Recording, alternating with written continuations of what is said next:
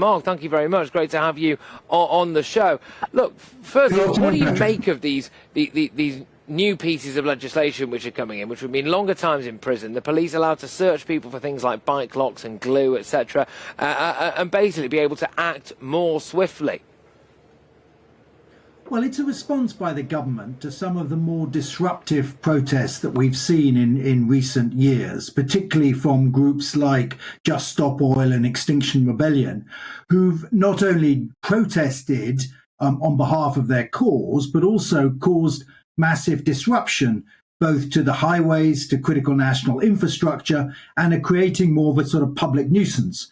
And I think, Patrick, frankly, the public are a bit fed up with it as well. And I think that these slightly tougher measures in the Public Order Act that have been agreed this week will probably be welcomed by the majority of people in this country.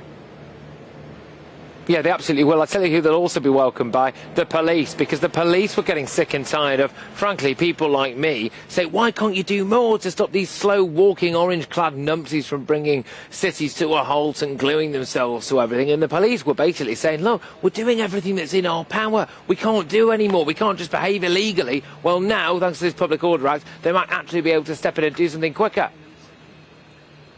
Yes, because the police were taking people away, but they weren't able to arrest them formally. They weren't able to charge them. And so these people were just released. And as you say, they're chaining themselves to railings, they're gluing themselves to the pavement. And although, of course, it's right in a democracy like ours that people should be able to protest and protest loudly for their cause, they shouldn't be causing a major nuisance both to the public and also costing the taxpayer huge amounts of money. I think the police have spent millions of pounds policing Just Stop Oil, for instance. So I think this is right to tighten this legislation, and I think the balance that's been reached in Parliament is probably about right. Yeah, and like I said, it does mean that police will be allowed to act a little bit more proactively, so they will be able to search people who they suspect are actually going to be in possession of things like bike locks, etc., and also additional powers of arrest for people and longer prison sentences as well for people who actually chain themselves to things. So up to 12 months in prison and an unlimited fine for protesters who block roads. And the thinking there will clearly be that it means that they can get them on a repeat offence, and then they'll run out of money, fingers crossed. The new offence of interfering with key national infrastructure such as oil refineries, airports, railways, 6 months in prison and again an unlimited fine for anyone who locks themselves onto another person, object or building. Is this a sign of the law and the government moving quickly to identify an increasingly modern threat and deal with it?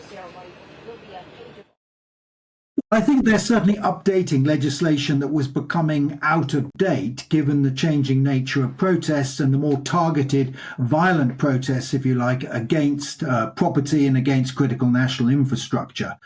I don't think it would change if there was a change of government in the next couple of years, because I think the police, as you rightly say, Patrick, greatly welcome this, and that will make their job easier.